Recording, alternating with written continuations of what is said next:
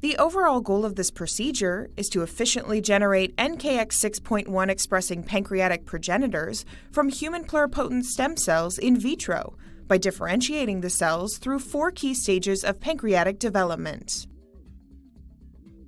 By differentiating human pluripotent stem cells through 4 key stages of pancreatic development, this protocol provides a model to study human pancreas development in vitro.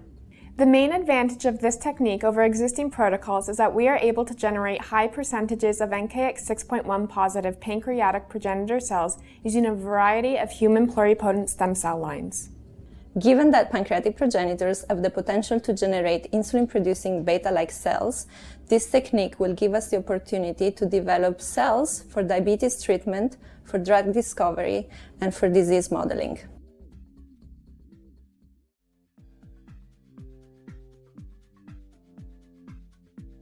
On day 0, begin differentiation by replacing the knockout serum replacement media with day 0 differentiation media. Then, on days 1 and 2, gently shake the plate to remove any dead cells from the monolayer before aspirating the media. Afterward, replace it with day 1 to 2 differentiation media.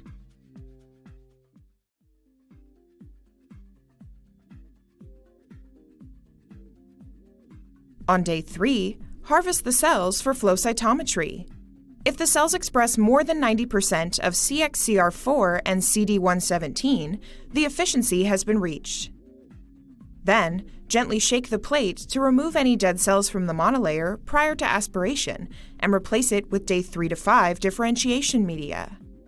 It is important to ensure efficient induction of the definitive endoderm by day 3 by